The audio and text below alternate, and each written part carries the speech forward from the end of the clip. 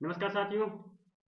आज एक बार फिर से आपके लिए द हिंदू का एडिटोरियल्स और इम्पोर्टेंट न्यूज़ लेके आया हूँ, जो 11 दिसंबर का है।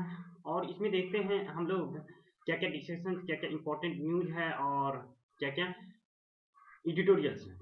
तो सबसे पहले आज हम लोग जो देखेंगे, पहला न्यूज़ ये क्रिप्टो करेंसी से रिलेटेड है, ठीक है?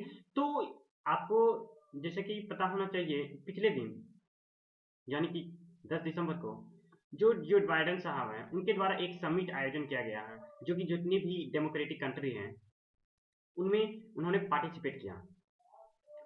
तो वही यहाँ पे जो हमारे देश के प्राइम मिनिस्टर्स हैं, प्राइम मिनिस्टर्स के द्वारा ये अपना वहाँ पे स्टेटमेंट रखा गया कि उन्होंने कहा कि हमारा देश जो है, ठीक है, 25,000 ईयर ओल्ड है, ठीक है? तो इसको लेकर के इन्होंने कहा कि हमारा जो ये डेमोक्रेटिक कंट्री है, सबसे पूरे विश्व में सबसे वास्ट लार्जेस्ट डेमोक्रेटिक कंट्री है। और वहाँ पे जो डिजिटल सॉल्यूशंस हैं, ये जो हमारा डिजिटल करेंसी का ये जो नया नया टर्म आया है, वो कहीं ना कहीं मैनेज करने के लिए हम पूरे देश और पूरे जो वर्ल्ड है, सबको एक साथ मिलके काम करना होगा। तो वहीं पे यहाँ पे एड्रेस किया मीडिया को, कहता है यहाँ पे democracy should jointly deal with social media and crypto currency, है ना? तो उसके बाद ये जो समिट्स हैं डेमोक्रेसी, जो कि होस्टेड किया गया था जियो बाइडेन के द्वारा, उसके बाद यहाँ पे देखिए डिजिटल जो सॉल्यूशंस हैं, इसको इजी वे में निकालना चाहिए, किस तरह से डिजिटल सॉल्यूशंस को आगे प्रमोट करना चाहिए। और हम लोग एक साथ आकर के जब म्यूचुअल लर्निंग करेंगे, फर्स्ट वन हम लोग सीखेंगे एक दूसरे से, वर्ल्ड में जितने भी कंट्री है डेमोक्रेटिक कंट्री, किस तरह से डेवलपमेंट होना चाहिए, किस तरह से आगे बढ़ना चाहिए, इस चीज़ को लेकर के, ठीक है? तो यहाँ पे किस तरह से हमारा जो ट्रांसपेरेंसी होना चाहिए क्रिप्टो करेंसी में, और हमारा जो ह्यूमन डिग्निटी है उसको भी मेंटेन करना चाहिए। और जितना भी गवर्नेंस है, ठीक है, जो भी कंट्री हैं, जो गवर्नेंस हैं, उनको इस पे कहीं ना कहीं रिस्पॉन्ड लेना चाहिए। अगर कोई भी उसे शिकायत मिलती है क्रिप्टो करेंसी से रिलेटेड, या कोई भी पावर्स हो, उस तरह से हमको किस तरह से डील करना चाहिए। तो इस चीज़ के बारे में ये जो न्यूज़ था। अब देखिए आगे का जो न्यूज़ है, ये न्यूज़ आपका, जैसे कि आप यहाँ पे देख पा रहे हैं, ये जो न्यूज़ है ये नवाज को लेकर के, ठीक है? ये हरियाणा से चल के आया है। ये हरियाणा में ऐसा है कि जो वहाँ के जो सीएम हैं, चीफ मिनिस्टर्स, उनके द्वारा ये कहा गया है कि आप खुले में नमाज नहीं पढ़ सकते हैं, ठीक है? जैसे कि आपको पता होना चाहिए, हमारा फंडामेंटल राइट्स है ना? जब आप पार्ट थर्ड में जाएंगे, ठीक है, 12 से 35 तक में, ठीक है, तो उसमें आपको ये चीज मिलेंगे, राइट टू रिलीजन्स, ठीक है? तो उसी के बारे में यहाँ पे मेंशन है कि इनके द्वारा ये कहा गया कि खुले में आप नमाज नहीं पढ़ सकते हैं। तो कहीं न कहीं ये एक राइट टू रिलीजन्स का वायलेशंस है। बट इस केस में, ठीक है, वहाँ पे ये जो इसका जो स्टेटमेंट है, जहाँ पे इनके द्वारा ये कहा गया कि सोशल हार्मोनी, देखिए रीजनेबल रिस्ट्रिक्शंस लगता है फंडामेंटल राइट्स में, जब रीजनेबल रिस्ट्रिक्शंस हो, ठीक है, रीजन बताया गया कि यहाँ पे सोशल हार्मोनी को मेंटेन करने के लिए ऐसा नहीं करने दिया जाएगा, ठीक है? और यहाँ तक कि पब्लिक प्लेस पे इस तरह से वैलिड नहीं होगा। तो इसी को लेकर के ये न्यूज़ में आया है। तो जो भी डिटेल्स हैं आप यहाँ पे पढ़ सकते हैं, ये बेसिक दृष्टि से कुछ खास इंपॉर्टेंट नहीं था। तो चलिए देखते हैं नेक्स्ट जो आपका न्यूज़ है, ये न्यूज़ आपको वायरस से रिलेटेड है ना? कोरोना वायरस, ठीक है? एक नया नया जो वेरिएंट्स हैं, ठीक है, ओमिक्रॉन, जो कि सदर्न अफ्रीका से आया है, ठीक है, वहाँ का जो वेरिएंट है उनके बारे में आपको पता होना चाहिए। ये जो वेरिएंट है, ठीक है, सदर्न अफ्रीका, जो कि हमारा जो डेल्टा है हमारे देश का जो एक वेरिएंट है, हमारे देश में दो वेरिएंट टाइप का जो कोरोना वायरस है अवेलेबल अभी, डेल्टा वेरिएंट और एक कप्पा है, ठीक है? तो उसी तरह से ये जो ओमिक्रॉन है, ओमिक्रॉन कहीं ना कहीं डेल्टा वेरिएंट से थोड़ा कम खतरनाक है, ठीक है? फिर भी ये ज़्यादा कहीं न कहीं तीसरा जो वेव आने वाला है, उसमें इनका आने वाले दिन में ऐसा बताया जा रहा है कि अभी जो है रिसेंटली 32 सिम्पटम्स ऐसा पाया गया है हमारे देश में, ठीक है? उसी के बारे में यहाँ पे है, सेंटर्स के द्वारा ऐसा स्टेटमेंट दिया गया है, कहाँ-कहाँ पे कितना कहाँ-कहाँ पे कितना पाया गया है, जिसमें देखिए आपको ये बता रहा है कि महाराष्ट्र में 17 केसेस पाया गया, उसके बाद आपका राजस्थान, गुजरात और कर्नाटका में 2, ठीक है? और उसके बाद दिल्ली में 1 केसेस ओमिक्रॉन का पाया गया है। आने वाले दिन में हमें कहीं न कहीं थोड़ा प्रिपेयर रहना चाहिए पहले से, ताकि आगे चल के जो हमें फर्स्ट वेव और सेकंड वेव में जो प्रॉब्लम फेस करने को मिला, वैसा नहीं देखने को मिले। तो इसी को लेकर के ये आया है। तो मुंबई में यहाँ पे देखिए कहाँ-कहाँ म्युनिसिपल करप्शन पुणे में पाया गया। उसके बाद जो ये हमारे आईसीएमआर के डायरेक्टर हैं, उनके द्वारा बताया गया कि हमें पहले से हेल्थ केयर सिस्टम्स को अच्छा करके रखना चाहिए। तो ये था। तो चलिए फिर जो आप नेक्स्ट न्यूज़ देख पा रहे हैं, ये न्यूज़ है सेडिटेशंस लॉ।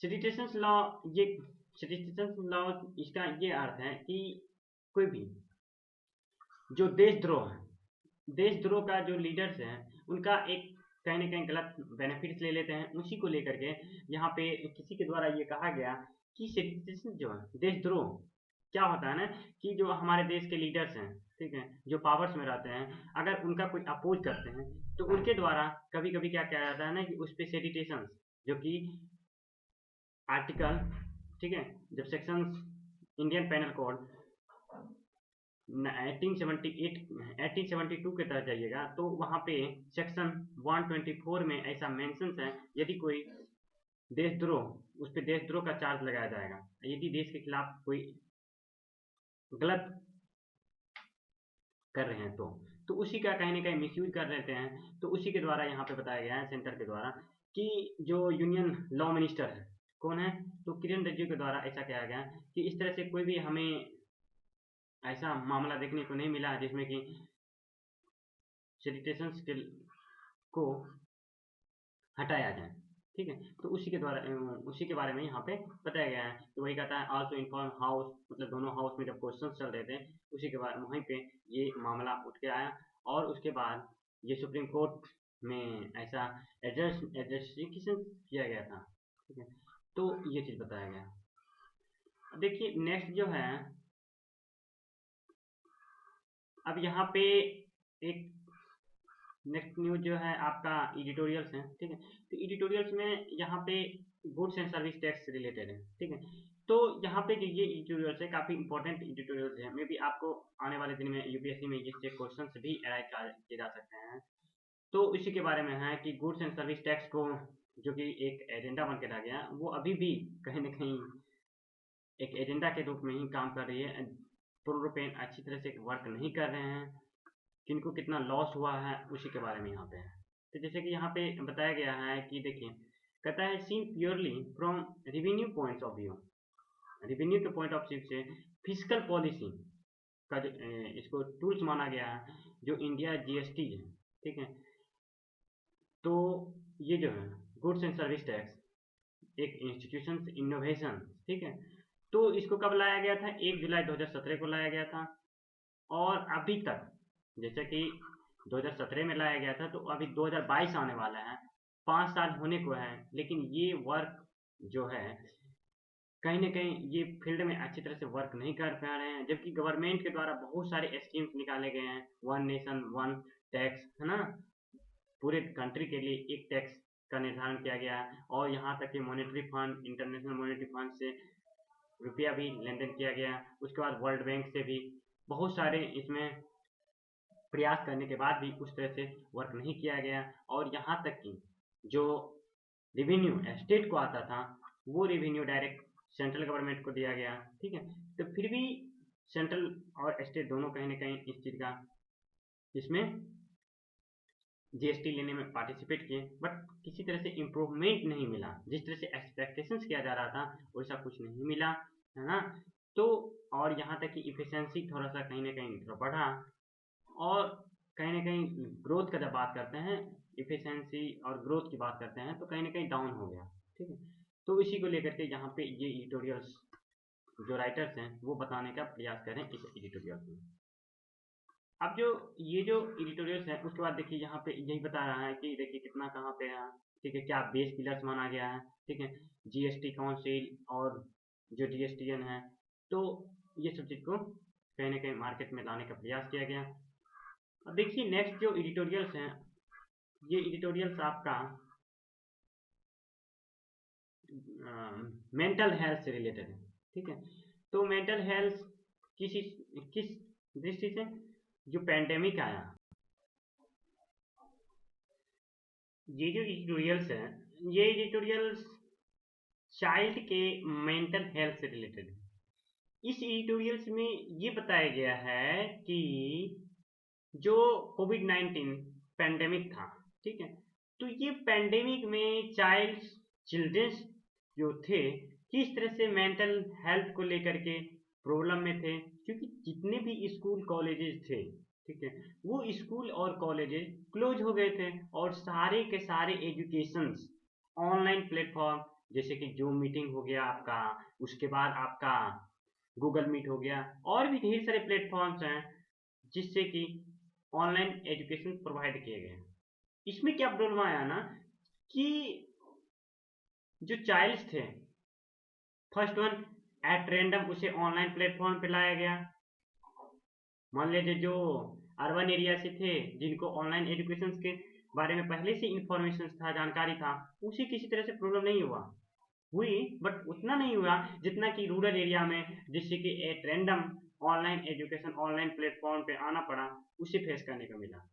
तो उसमें बहुत सारे प्रॉब्लम मिला देखने को, जैसे कि चाइल्ड जो थे, चिल्ड्रंस जो थे, तो उसका फर्स्ट वन, वो लॉन्ग टाइम तक कहीं ना कहीं उनके पेरेंट्स मोबाइल लैपटॉप बाय करके दे दिए और लॉन्ग टाइम तक जो अनएडवांटेज चीज़ें, ठीक है, जिसका कि एजुकेशन से कोई रिलेशन नहीं है, उसको लेकर के वो देखे, है ना? तो उससे क्या हुआ ना कि उसका मेंटल जो प्रेशर था वो ज़्यादा प्रॉब्लम फेस किया और कहीं ना कहीं डिसिप्लिन जो एक क्लासरूम में, ऑफलाइन क्लासरूम में आपको देखने को मिलते हैं, वो कहीं ना कहीं डाउन हुआ और यहाँ तक कि जो टीचर्स का रिस्पेक्ट है वो भी कहीं ना कहीं डाउन देखने को मिला। तो उसी के बारे में ये एडिटोरियल्स हैं, जैसे कि यहाँ पे आप देख पा रहे हैं बहुत सारे ऐसे कॉज जो कि सरप्राइज देने वाले हैं, ठीक है, जो कि काफ़ी अजनबी थे, अचंभित कर दिए। कोरोना वायरस के दौरान आपको मिला देखने को बहुत सारे ऐसे चिल्ड्रंस जो पहले काफ़ी अच्छे थे, लेकिन जो कोविड-19 के कारण उसका लर्निंग लॉस कर गया और यहाँ तक कि मेंटल स्ट्रेस से उन्हें सामना करना पड़ा। तो इसी को लेकर के हैं कि भारत को किस तरह से, इंडिया को किस तरह से लेकर के आगे बढ़ना चाहिए। जो एक आपका ऑनलाइन जो स्टडी किए हैं और जो ऑफलाइन स्टडी किए हैं, तो उन दोनों में कहीं न कहीं थोड़ा-सा एफिशिएंसी का भी देखने को मिला। जो पहले चाइल्ड पढ़ते थे, जो ऑफलाइन पढ़ते थे, उनमें ज़्यादा डिसिप्लिन देखा गया। उसका जो एफिशिएंसी था, ठीक है? तो उनका कैचिंग पावर कहीं न कहीं ज़्यादा था पहले, है ना? अभी धीरे-धीरे ऑनलाइन पे उन्हें अभी टाइम लगेगा।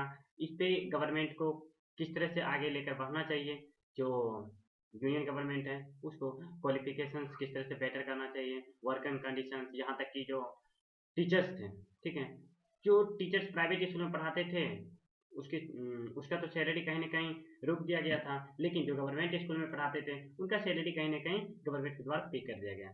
तो इसको लेकर के जो प्राइवेट टीचर्स थे, उनको भी इस पीरियड में काफ़ी प्रॉब्लम का सामना करना पड़ा, क्योंकि उसका जो जितना भी घर फैमिली चलता था, वो उसी सैलरी से चलता था। उसी के बारे में यहाँ पे बताया गया कि 2 साइड्स हैं, एक तो टीचर्स को लेकर के और दूसरा स्टूडेंट को लेकर के। यहाँ तक कि कोविड-19 के बाद जो शॉप्स का सामान था, उसका प्राइस भी काफ़ी हाई हो गया और भी ज़्यादा। यहाँ तक कि जो आपका सिलेंडर का प्राइस है, उसका भी कीमत बढ़ा दिया गया, है ना? तो इसी को लेकर के है कि किस तरह से आगे लेकर बढ़ना चाहिए गवर्नमेंट को, ठीक है? एजुकेशन को, चाइल्ड्स के हेल्थ को देख माइंड में रखते हुए, ठीक है? तो इसी को लेकर के। अब ये जो आर्टिकल्स हैं, जहाँ पे कहता है ग्रीन शूट्स, ये जो आर्टिकल्स है आपका फार्म बिल से रिलेटेड है। जैसे कि आपको जानकारी है कि पिछले दिन, ठीक है, फार्म बिल वापस लिए गए और वापस लिए गए तो उसके वापस क्यों लिए गए? क्योंकि पिछले 2 ईयर से, 2 डेढ़ और 2 साल से, ठीक है, जो फार्मर्स थे प्रोटेस्ट कर रहे थे, कहाँ पे? यूपी, पंजाब और दिल्ली वाले बॉर्डर्स पे, है ना? तो उसी को लेकर के है कि गवर्नमेंट को चाहिए, जो राइटर्स हैं उनके द्वारा ये सजेशंस दिया गया है, ठीक है? उसके द्वारा ये सजेशंस दिया गया है कि गवर्नमेंट को चाहिए कि अब कोई भी बिल यदि लाता है फार्म से रिलेटेड, तो गवर्नमेंट को अपोजिशन से, उसके बाद फार्मर से मिल करके, ठीक है, उससे एडवाइस ले करके बिल को लाना चाहिए। तभी जा करके वो बिल कहीं न कहीं जिसके लिए आप बना रहे हैं, है ना? उस पे अगर इम्पोज करते हैं तो आपका अपोज कम होगा, आपके बिल का अपोज कम होगा और उसे आप अच्छे से इम्प्लीमेंट कर सकेंगे। उसी के बारे में ये एडिटोरियल लिखा गया है, राइटर्स के द्वारा ये सजेस्ट किया गया है। ठीक है, तो आप अगर डिटेल्स से पढ़ना चाहते हैं तो आप जा करके न्यूज़पेपर पढ़ सकते हैं। ठीक है, मैंने ओवरव्यू दे दिया है और इसके बारे में आप स्टडी कर लीजिए, जो कि यूपीएससी सीएससी की दृष्टि से काफ़ी इंपॉर्टेंट है। आपको कम्प्रीहेंशन में भी एडिटोरियल का जो ये डायरेक्ट कहीं ना कहीं वहाँ पे क्वेश्चन अराइज कर दिए जाते हैं, आप प्रीवियस क्वेश्चन लेकर के आप समझ सकते हैं। ठीक है, तो आज तक के लिए इतना ही, फिर मिलते हैं अगले दिन अगले एडिटोरियल्स के साथ। तब तक के लिए आप अपना पढ़ाई कंटिन्यू रखिए। Thank you.